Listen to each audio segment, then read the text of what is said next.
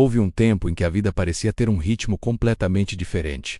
Não era uma sensação, era um fato. O mundo dos anos 70, 80 e 90 tinha uma outra textura, um outro som, uma outra forma de funcionar. Antes da pressa digital, antes das respostas instantâneas, antes do acesso irrestrito à informação, existia um universo analógico cheio de objetos que moldaram a maneira como vivíamos. Aprendíamos, nos divertíamos e nos relacionávamos. O curioso é que muitos desses objetos desapareceram sem cerimônia, como se tivessem sido engolidos silenciosamente pelo avanço do tempo. E só quem viveu aquela época sabe o impacto que tiveram. Basta fechar os olhos para lembrar de um barulho específico que hoje já não existe mais.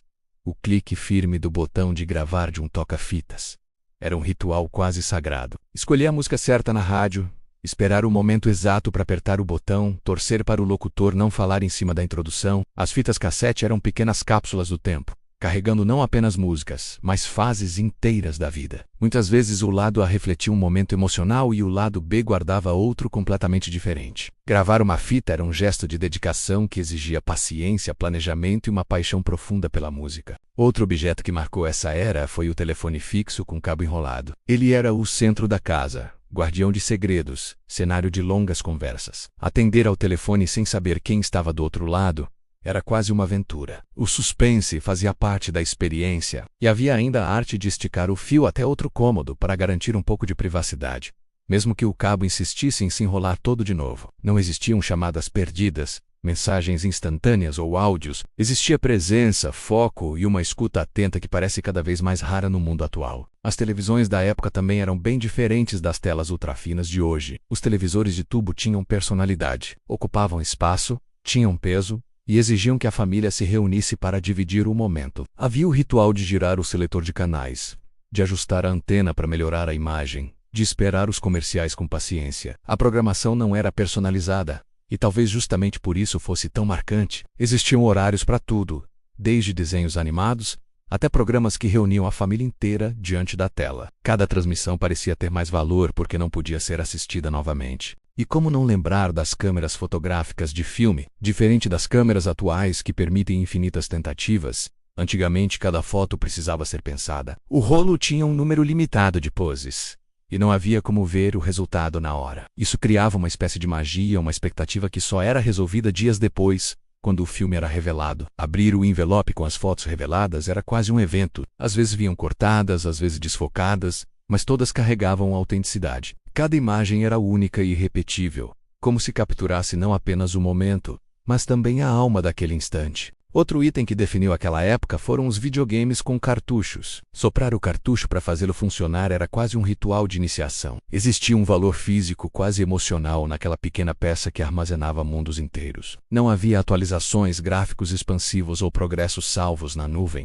Havia tentativa, erro e recomeço. E justamente isso tornava cada conquista mais intensa. Os videogames não eram apenas tecnologia. Eram companheiros de infância. Até mesmo os relógios de pulso tinham um significado especial. Eles eram presentes importantes, símbolos de responsabilidade e independência. Hoje muitos dependem apenas do celular para ver as horas, mas no passado o relógio era mais do que funcional. Era parte da identidade. Cada relógio contava um pouco da história de quem o usava. Os anos 70, 80 e 90 foram décadas movidas por invenções que tinham corpo, peso e presença. E embora esses objetos tenham desaparecido sem fazer barulho, continuam vivos na memória de quem cresceu com eles. A vida analógica nos ensinou sobre paciência, sobre escolha, sobre valor. Ela nos mostrou que nem tudo precisa ser instantâneo para ser especial. Quando olhamos para trás, percebemos que o mundo mudou depressa demais. E talvez seja justamente por isso que esses objetos despertam tanta nostalgia. Porque lembram quem éramos, como vivíamos e tudo que construímos sem perceber.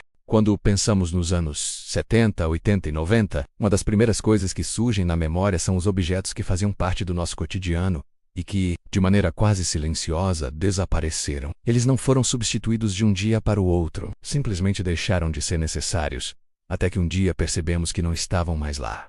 E é curioso como esses detalhes, aparentemente pequenos, contam muito sobre a forma como o mundo mudou e como nós mudamos junto com ele. Um dos exemplos mais marcantes é o hábito de rebobinar fitas. As fitas cassetes e velocidade de hemossedimentação exigiam paciência, tempo e até um certo ritual. Havia um cuidado especial ao colocar a fita no aparelho, o jeito de apertar os botões, o som característico do mecanismo trabalhando. Rebobinar não era apenas um gesto técnico, mas uma forma de se relacionar com aquilo que consumíamos. Hoje, a simples ideia de esperar algo voltar ao início parece distante, quase estranha. A velocidade da vida digital apagou essa experiência com a mesma facilidade com que se clica em um botão. Outro objeto que desapareceu quase sem despedida foi o telefone fixo na parede. Durante décadas, ele foi o centro da comunicação dentro de casa. As conversas tinham limites claros: o tamanho do fio e o alcance de quem segurava o aparelho. Havia privacidade, mas também convivência. Muitas vezes todos ouviam um pedaço da conversa,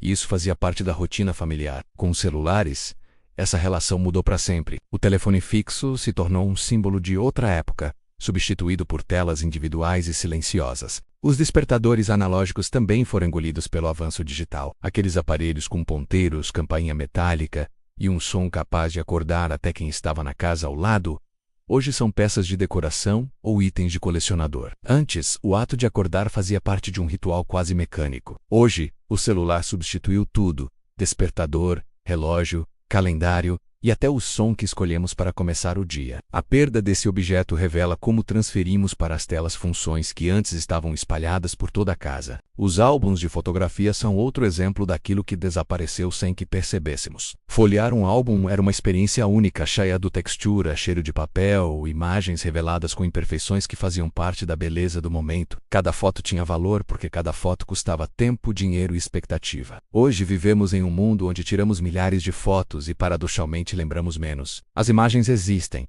mas se perdem nos arquivos infinitos do celular. A lembrança se tornou abundante, mas menos sensível. Havia também objetos que simbolizavam responsabilidade e amadurecimento.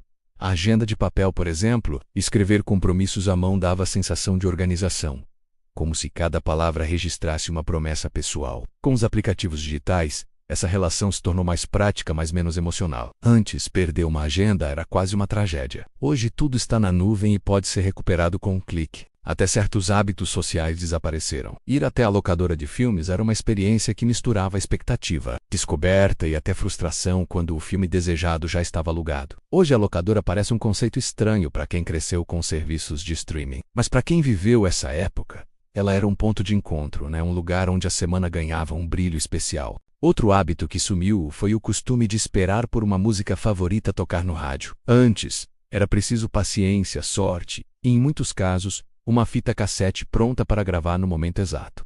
Esse gesto simples carregava emoção. Hoje, basta pesquisar o nome da música e ouvi-la instantaneamente. Praticidade não substitui o valor emocional da espera. Esses objetos e hábitos, embora desaparecidos, continuam vivos na memória. Eles são lembranças de uma época em que o mundo era mais analógico, mais lento, mais palpável. E quando revisitamos tudo isso, percebemos que não se trata apenas de sentir falta desses itens antigos. Trata-se de reconhecer que esses detalhes moldaram quem somos hoje. Eles nos lembram de que a vida antes tinha outro ritmo, outra lógica, outro nível de contato humano, e mesmo desaparecendo, continuam sendo parte essencial da nossa história.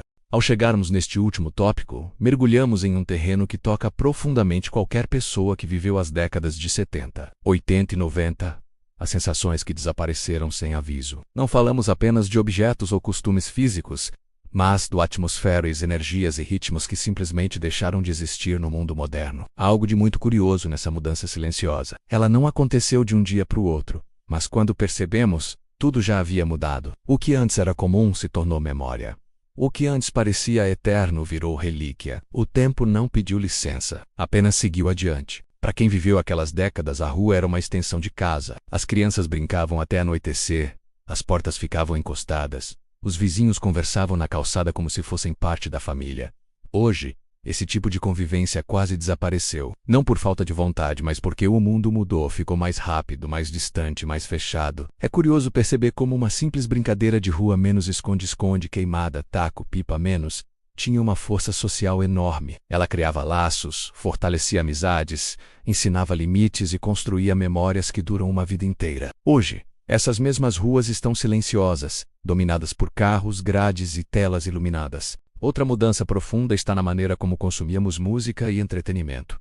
Antes, havia um ritual: colocar uma fita no gravador, ajustar a antena da televisão, girar o dial do rádio até encontrar a estação perfeita. Havia esforço, e esse esforço criava valor. A música que gostávamos não ficava disponível em qualquer lugar. Tínhamos que esperar tocar para gravar, torcendo para que ninguém falasse por cima da locução. Isso tornava cada registro especial, quase sagrado. Nos dias atuais, tudo está ao alcance de um clique. É prático, mas perdeu aquela emoção de conquista que apenas quem viveu sabe reconhecer. E quem poderia esquecer o simples ato de revelar fotos? Havia magia no desconhecido. Tirávamos poucas fotos, porque cada clique tinha peso. Depois vinha a espera, a curiosidade, o pequeno suspense antes de abrir o envelope no balcão da loja. Algumas saíam tremidas, outras escuras, algumas perfeitas, mas todas tinham alma. Hoje tiramos milhares, mas poucas permanecem na memória. As fotos antigas têm um poder curioso.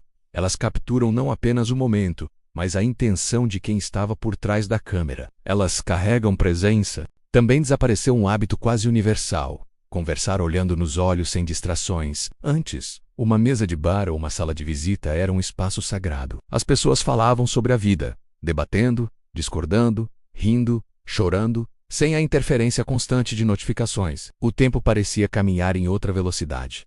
Hoje, a atenção se fragmentou. A maturidade nos faz olhar para trás e entender o valor dessa presença plena, dessa troca que hoje se tornou rara. Outro elemento que não existe mais da mesma forma é a sensação de descobrir algo aos poucos. Seja uma música nova, um filme recém-lançado, ou até uma notícia importante. Tudo acontecia com um ritmo natural.